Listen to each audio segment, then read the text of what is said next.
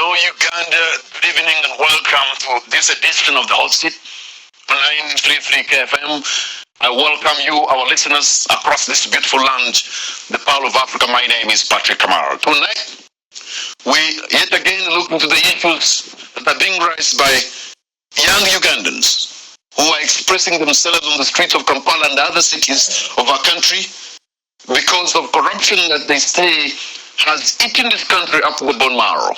And they want the leaders of Uganda, the leaders of our institutions, to do something to reverse the trend so that we will not degenerate into an integrity deficit where a country can actually be totally destroyed by greed. But as we do that, as we protest, as we make the city unmanageable in some way, we send a picture to the rest of the world. We send an image to the rest of the world as a country where things are not at ease. So if you're doing business in downtown Kampala, that becomes a problem. Or also if you want to visit Uganda, that becomes a problem because some people think, well, probably that's not a place to go to. So somebody is paying, a business person, and of course somebody is also paying, especially those who are in the hospitality industry. How do we balance the two? Express yourself, but also ensure that Uganda can move on, and the economic activities can carry on, as well as people to express themselves as their constitutional right. My guest this evening is the Minister of State for Tourism, the Honorable Martin Mugara. Thank you so much for joining us. Good evening, sir.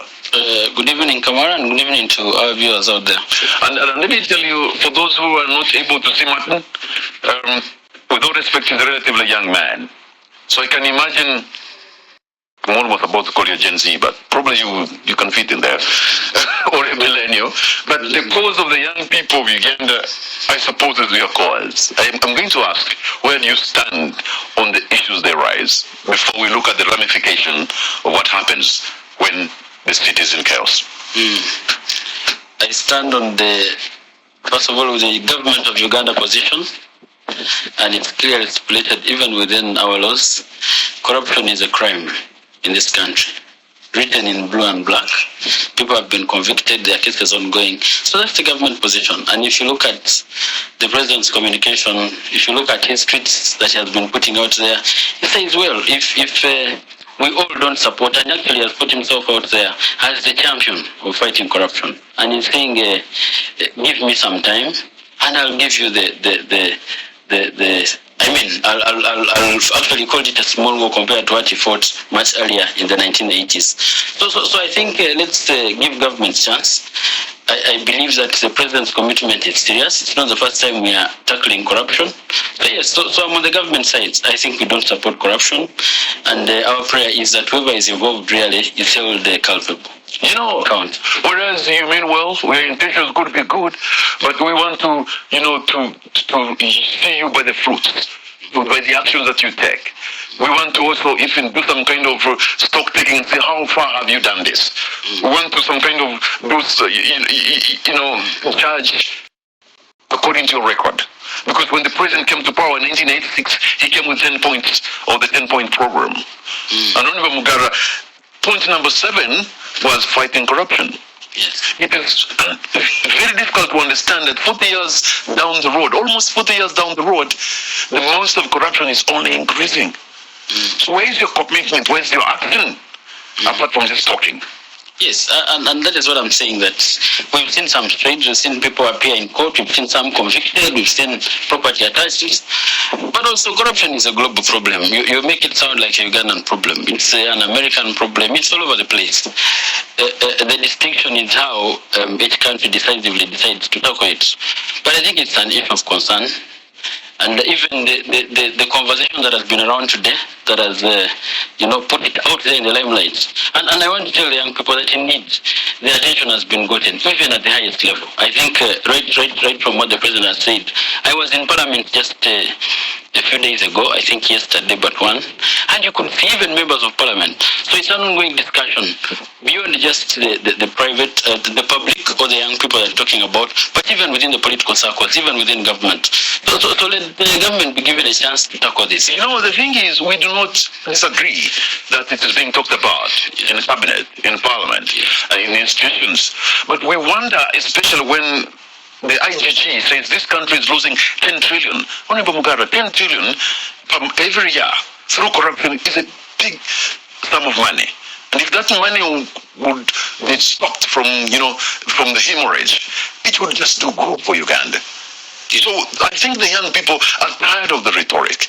They want the government and the president to walk the talk on this fight against corruption. Because we have had talk. You have spoken. They have spoken. Words have been expressed. In fact, the president has even matched himself. Yes. But corruption seems to be only increasing. And that's the problem for the young Ugandans. And they're saying, enough. Yes. I agree. And because you see, even when, and if you look at his statements, he says with evidence. I mean, he plays to the law as well, because I think this is important. This is not a kangaroo state or a dictatorial state where you stand up and say, okay, you've been suspected of corruption, therefore go hang.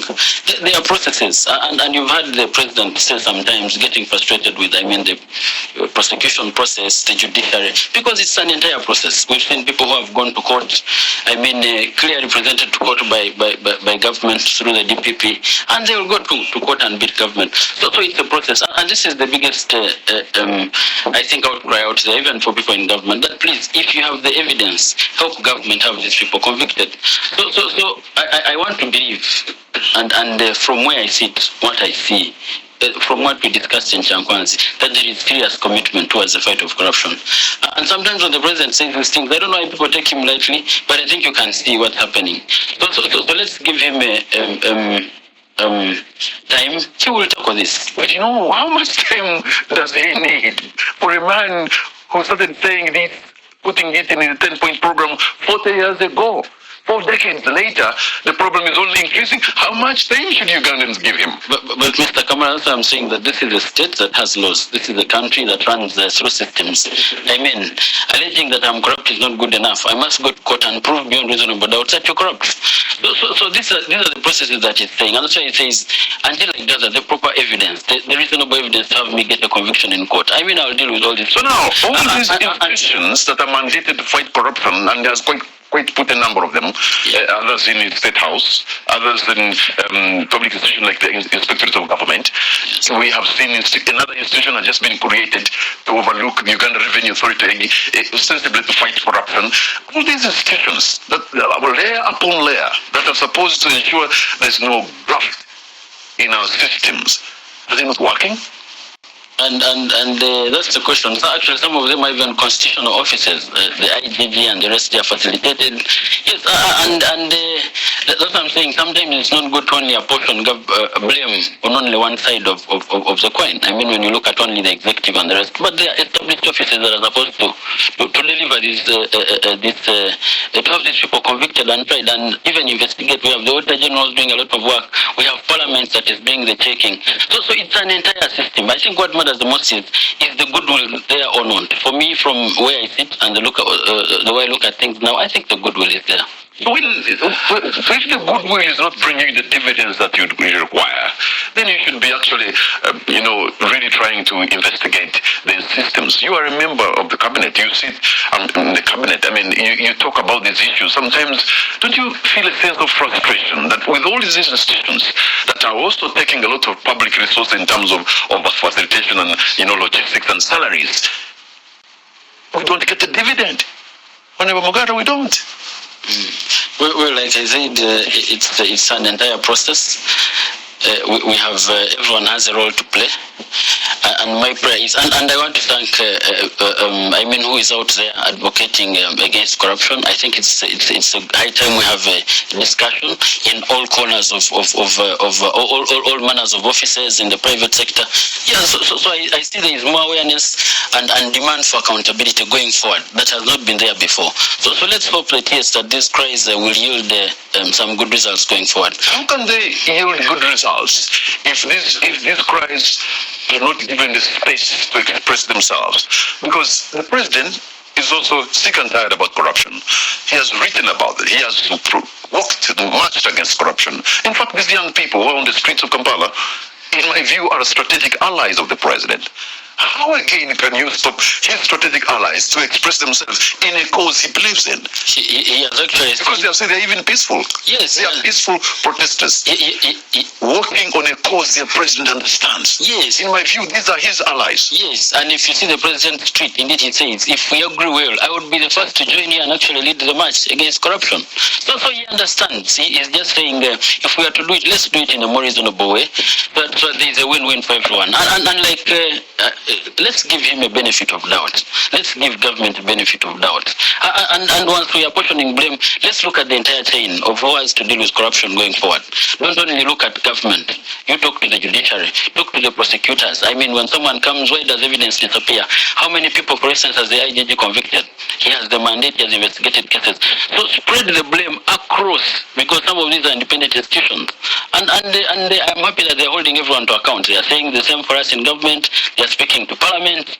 Yeah, the discussion should go on. But I believe that yes, something needs to be done. It is high time. Let's give government a benefit. You know, sometimes, Martin, you don't see what happens on the streets, because especially when the protest is going on and how the men and women in uniform handle these people. I'm just from seeing images of a lady whom I know, Nana Mwafrika, who was mishandled just a few hours ago by the police, undressed on the streets of Kampala, carried in a very despicable manner. This is the mother, in fact, of twins. The mother like other mothers of Uganda. How can the police do such horrible things on the street, undressing a woman in the process of arrest? That's what was uncalled for. Well, if that happened, I think it's unfortunate, and if the evidence is there, yes, I think police should come in, investigate, and hold such officers, errant officers, to account. I've seen it happen before. But I think let's not lose the primary issue. The primary issue is, yes, we all appreciate it's good. Corruption is being talked about in all the circles, and I think this is what the young people want to achieve, and therefore we'll be seeing the results going forward. But where we sit, yes, something needs to be done, and it's being done, and I still want to stand with the position of government. It is clear right from the head of state. He has said this is a small war, he's going to deal with it, and we are seeing him deal with it. And like he has said, they give me a couple of more days, you're going to see what is going to transpire going forward. The only disagreement we have is on how to express ourselves, but I think we all stand for the same cause. But you see, we have seen some movements, some members of parliament are before the law. We may not get into that. At the end of the day, some people think, you know what, maybe this government is just playing for the gallery. Well, you see, when someone is ready before court now, it's no longer government, it's the judiciary. I don't know if judiciary also intends to play to the gallery, but if they are serious and there's enough evidence, people will get convicted. I'm certain it has happened before. Yes. So for the money that we put in these institutions that are supposed to check accountability institutions, in terms of running them, and how much we lose, you wonder. There's a hemorrhage of resources through corruption. There's a hemorrhage of resources through so many institutions that are supposed to check corruption. We're losing on both sides. At least if we were able to recover the money, we'd be thinking now the institutions are biting, but they are not, Honorable Mugara. Yes, and if you look at first of all, corruption is sophisticated today. And if you look at, for instance, some of the resolutions we had in our retreats, using IT now going forward, automation to create easy traceability, even easy conviction when it comes to maybe identifying crime. So government is adopting a number of measures to make it easy, first of all, and create efficiency, because inefficiency is one of the gaps that helps the corrupt easily get away with a lot. So government is looking at it holistically, beyond just the conviction, but also the preventive measures. So I am very optimistic that yes, we will get there.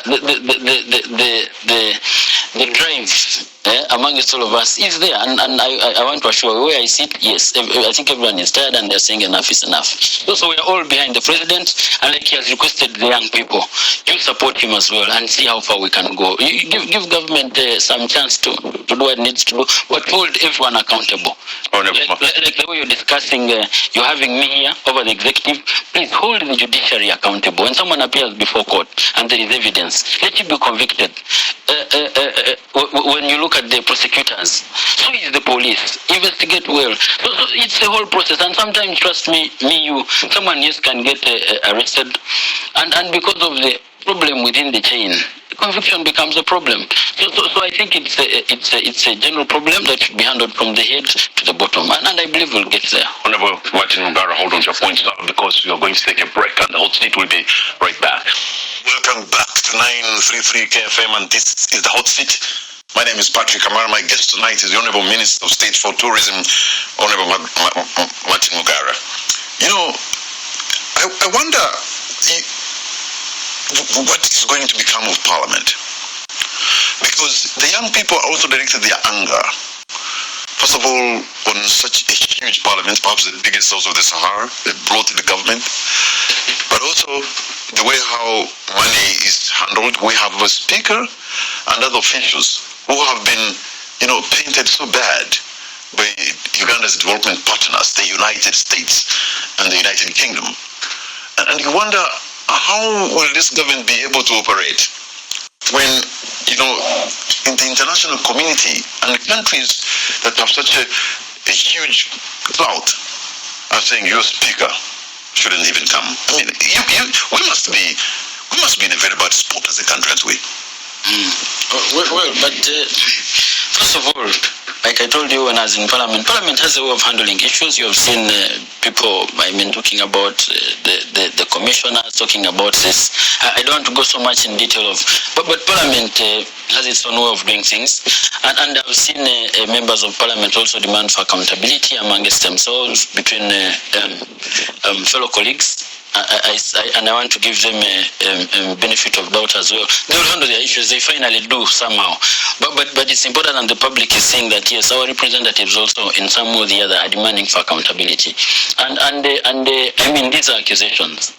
Everyone is waiting for evidence until people are proven. But colleagues in Parliament are saying, look, Parliament is not even giving us the space to debate these things. There's only one brave man the other day that I saw, I think a member of Parliament, from West Nile, who was able to express themselves, bring this debate on.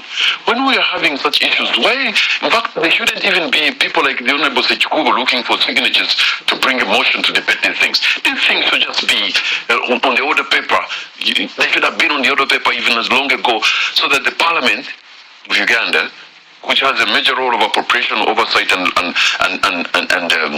making laws, should also be able to debate these things. But it is another quiet. Yes, I thought the main intention of the Sitco was not just to debate, but to censure. Censure is through emotion, yes, according to the rules of procedure. But nevertheless, I listened to Honorable Taiba when he was sharing, and he said, come on members, the procedure of tendering a petition is clear. You can even do it through a member of Parliament. Even for what the youth were protesting for. And he said, I have not seen anyone come to my office bring a petition.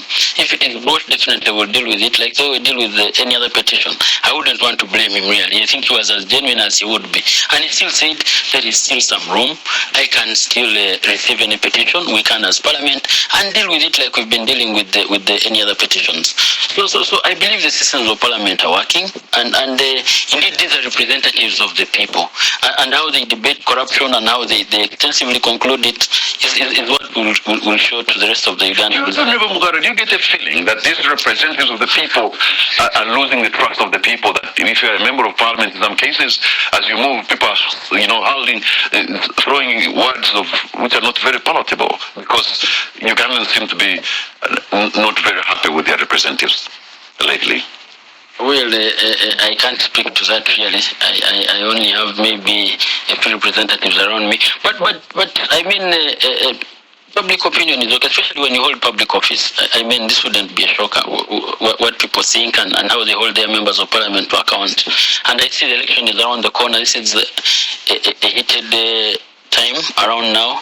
But I think let's also give them some chance. what Sechikobo is doing is saying is left with a few signatures. Let's see how they handle and tackle the matter going forward. But I don't think that the public should lose hope in Parliament as like what you said, what you saw a colleague raising on the floor. I mean, with a lot of zeal and vigor. So the members of Parliament expressing themselves. Not everyone expresses, and you see, there is this feeling from the public that, and it has become a tendency now that for you to be a good member of Parliament, you must stand up in Parliament, punch the others, not let the others speak. Parliament should be a place of ideas, of listening to each other. No, of course, over time, I'm saying that is what the young people expect of a member of Parliament. That if you can't stand up and stand on the tables, then you're not being representative enough. I think members of Parliament are still trying their best through the accountability committees. So there's a lot that goes around Parliament beyond what is just seen as debate on the floor. So yeah, let's give them a benefit of doubt as well and see. You know, when you have your leaders in Parliament facing such serious accusations of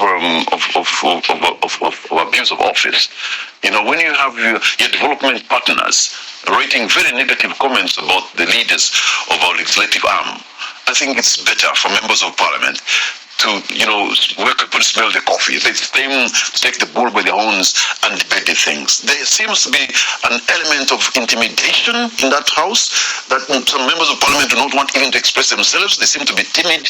I do not understand where it is coming from. Well, I don't think so. And you see, we go back to where we started from, that His Excellency the President, I remember in his State of the Nation and budget speech, when he really made it clear to what he thought about what was happening, the information he had about Parliament, and some members now, of course, they are still suspects. No one is guilty as of yet. And I don't want to believe that MPs are timid, or I think everyone has a way of processing and handling things going forward. My request still is let's give them some chance and we see what comes out of them. But I am sure, and I see where I sit and the people that I interact with, that yes, just like because Parliament makes these laws, all of them are made, and we are also on protect, defend, whatever it is. I don't want to go into that. So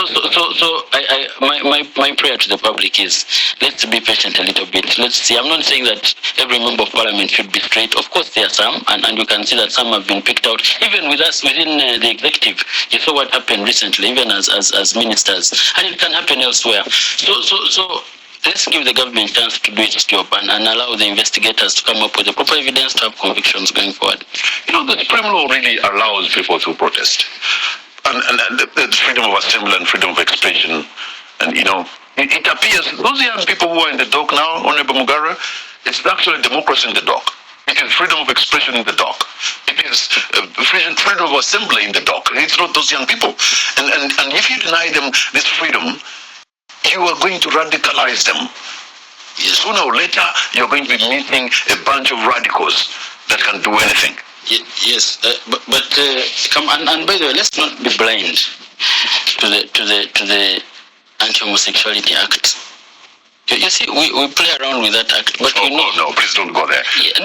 Yes, I want to speak to it. And I've seen the president even has some briefs. You've seen he has said that we'll produce more evidence vis-a-vis what you saw when it came to just arresting in terms of the sponsorship of people giving some kinds of money. So this is for the security agencies. I'm not an expert to it. We'll wait until this evidence is produced. But I also want to tell you for a fact that the anti-homosexuality law has created a lot of discomfort and tainted our relationship with most of the Western countries. I want to tell you, and I've said this before on other platforms, that if you look at, for instance, the US, what they based on to create sanctions over countries, I was talking about what they are doing in South Africa. They've actually threatened to put sanctions on the South African government. Even us now, as a government, you're talking about individuals, but as a government, because we have a relationship with Russia. So anything that doesn't go in their interest, they're also capable of fighting back, and these are strong forces.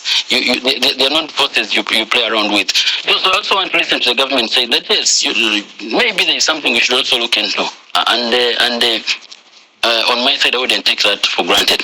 There are things I don't want to say here that I see within the tourism sector when we're dealing with these foreign countries, especially when it comes to pushing this law. under our throat. Yeah, you better be prepared to say those things, because we're going to take a break. When we come back, we'll actually be digging deep into the issue of tourism and the impact of protests on the tourism industry. We'll be right back. Welcome back to 933 KFM, and this is the Hot Seat. My name is Patrick Amara. My guest tonight is Honorable Minister of State for Tourism, Martin Mugara. I can imagine with the doctorate for tourism and what has been happening on the streets of Kampala and other cities, and the media, how it is being portrayed.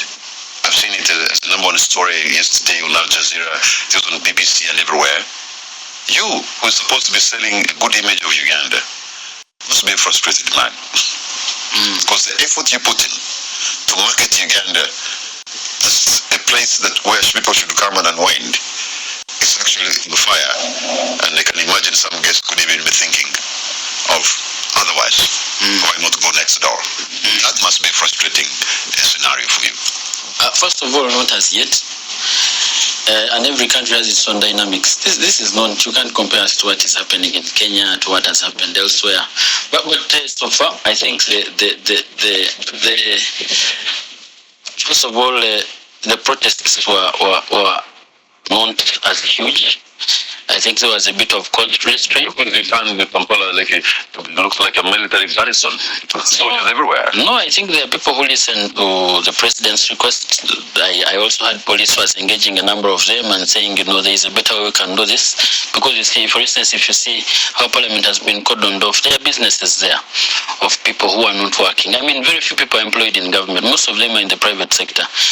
So every kind of avenue we choose to advance a message definitely has its pros and cons. So and its advantages and disadvantages. So, but as the tourism sector, not as yet. There's not been. There's nothing out there. We've not seen any serious scare to the sector yet, and I believe that the young people will listen. And their message will also be listened to, and then we'll tackle the issues going forward. But so far, yes, we are managing. Yes, you are managing, but I am sure those images of some tear gas here, of some people arrest military on the streets, is not a very good image. It doesn't look like a guest would say, "Let me come and maybe stay at the Sheraton and take it down, a town walkabout." This is not a place. Kampala is not where a tourist can have a town walkabout in times like these. And people who would want to come to Kampala, visit our monuments, the library, visit the National Theatre, visit the Parliament, and see the institutions that make a country.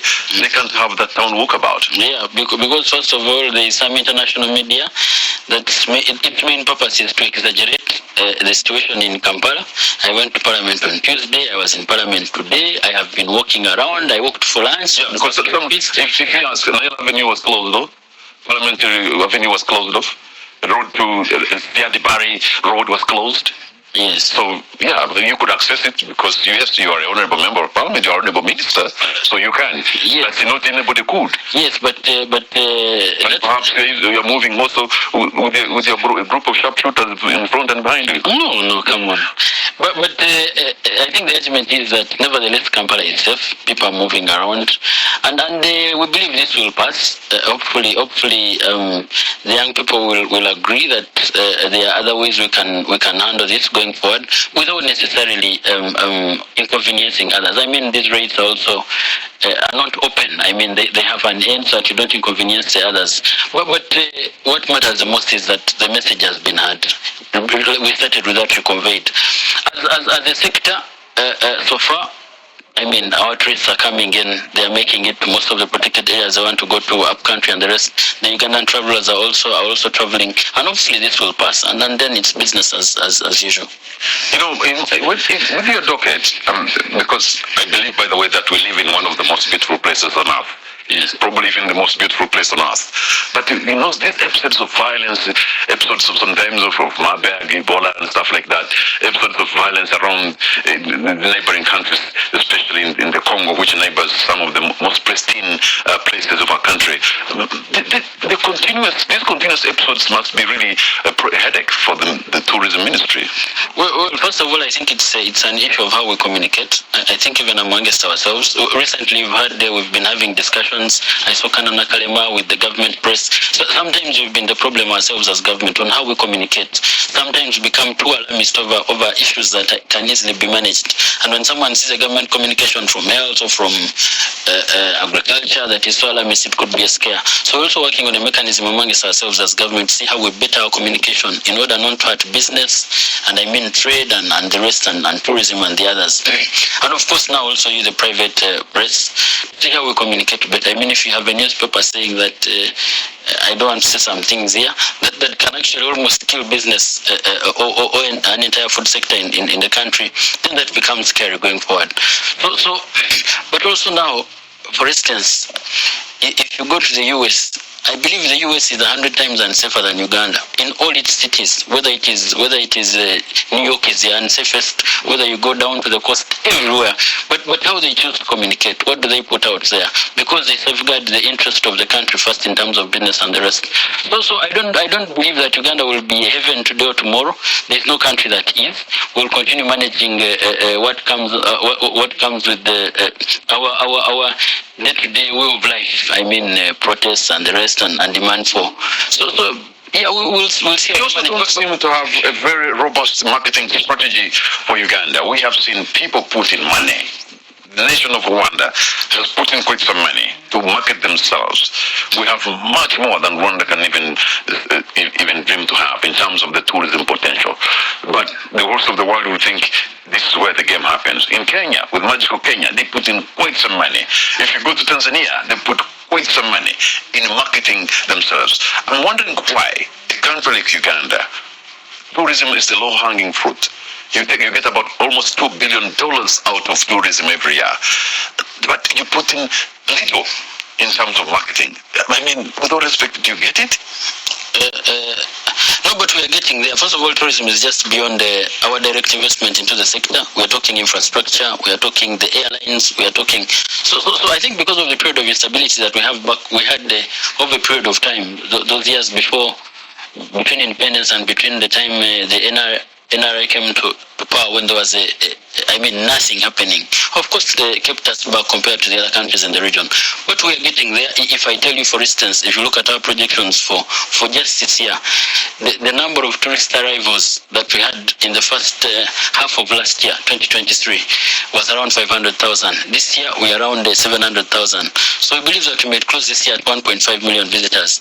So at least for the first half of the year, we are 20% improvement. Our stations, you know, with that kind of arrivals, you're competing with a smaller airport in Kisumu. You're competing maybe with a smaller, maybe Wilson Airport in Kenya, or even Mombasa. You're not even a quarter of Jomo Kenyatta. No, our numbers are fair in the region. We are maybe number 3. But like I'm saying, that a lot of investment has to be put in place, right, from security and all. Some of these arrivals at the airport, by the way, you government officials who keep trotting the globe. No, we're talking about foreign arrivals, only foreign arrivals. We were at 1.3 last year.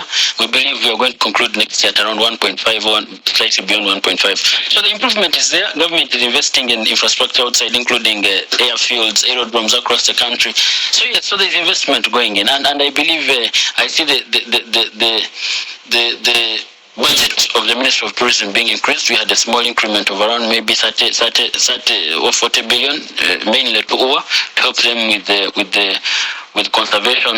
So yes, we are not worried. But the biggest marketing tool we have, and those countries, beyond what Rwanda invests and Kenya and Tanzania, are the nationals. They take time off to share and discuss the beauty of the country. But we have a city, they have called it tourism city, and that's where both of us come from. Yes.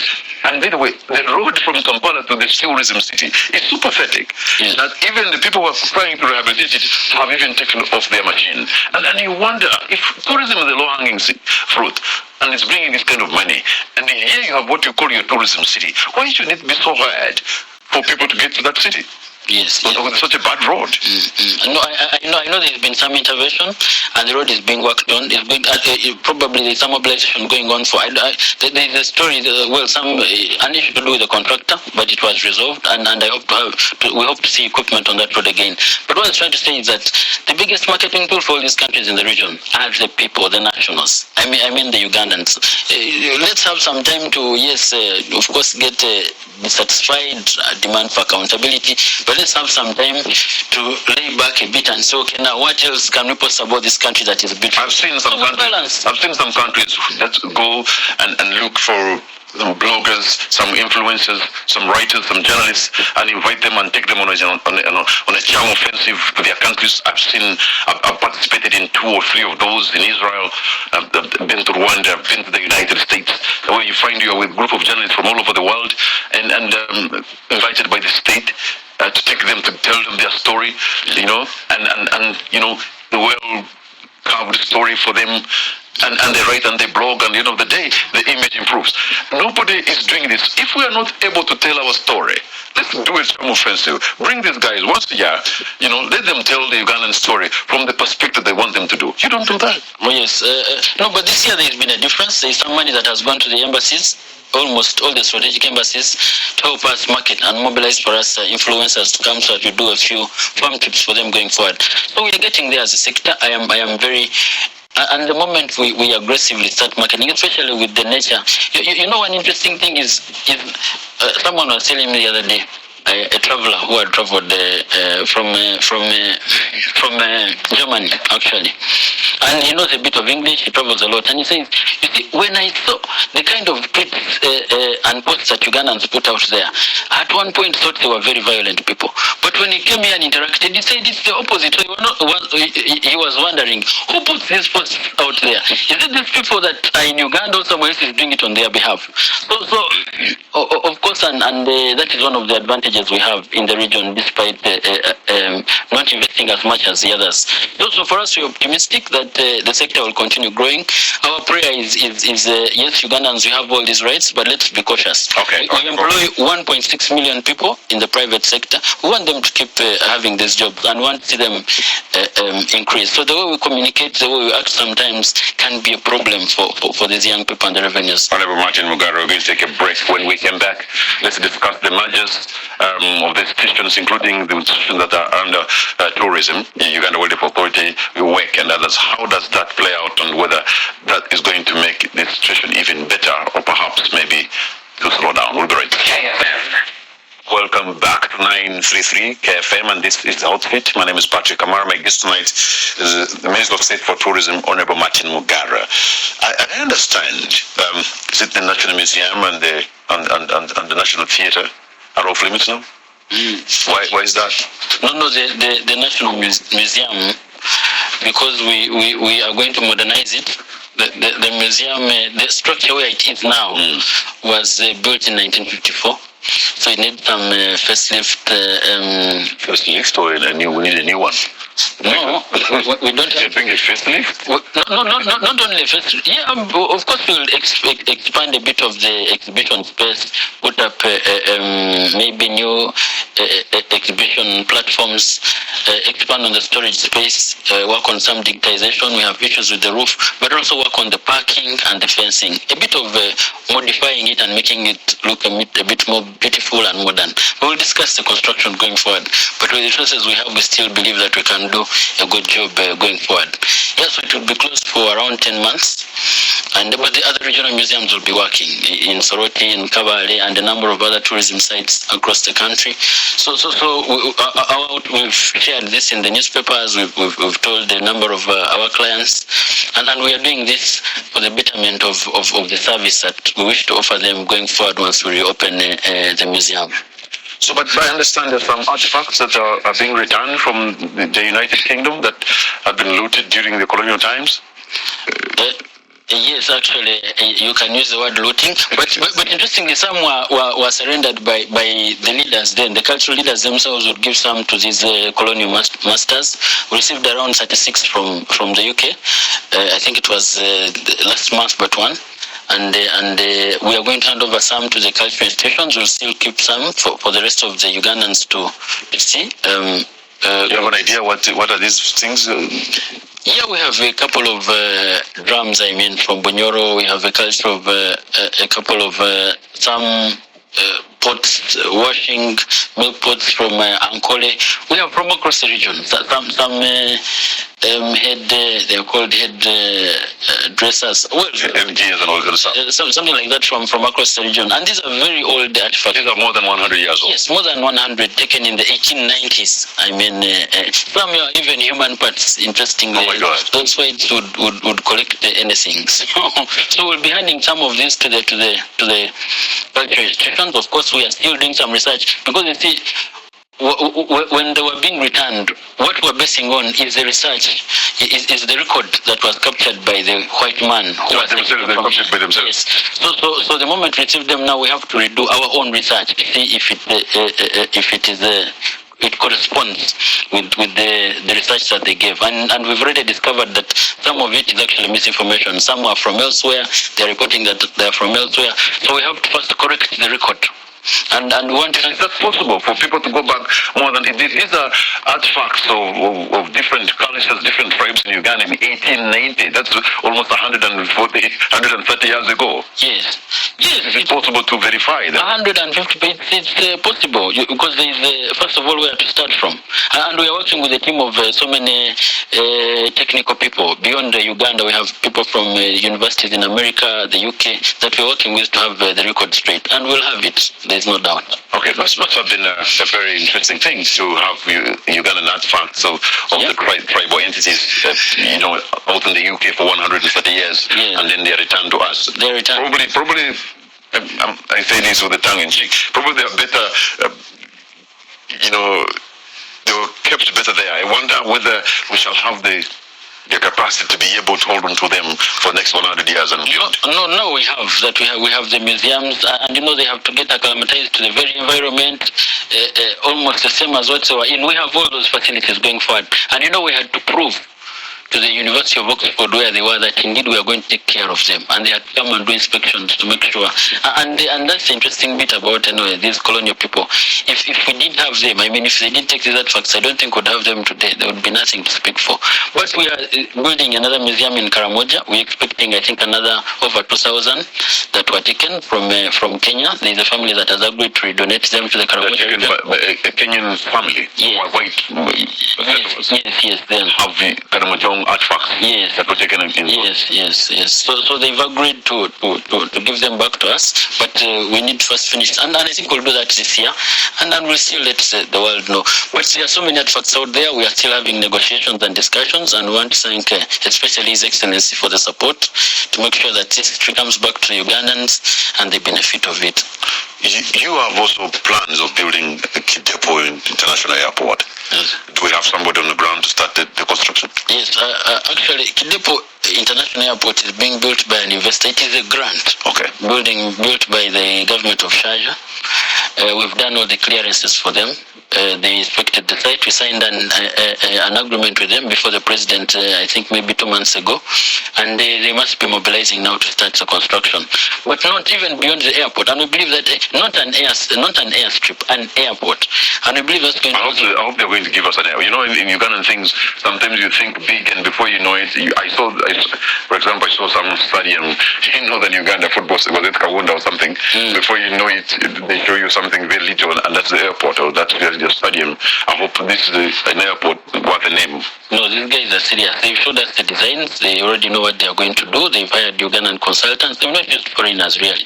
Ugandan consultants, we've seen what they are going to do. We've also agreed to give them around 14-15 sites in Kidepo to build lodges, and they intend to use Uganda as and what they're inviting to build the lodges are different people within the private sector. So I believe it will be big traffic, first of all, to take cargo in terms of all these things that we produce. Okay. So it's a good deal for us. You have the merger of the institutions.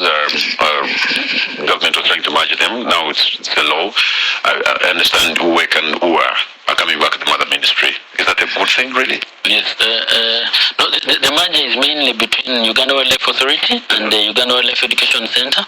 They are going to stay. They are not coming under the ministry, okay, but we are just merging the two agencies. Okay. They almost have the same purpose. Work, which I think if we called it the zoo.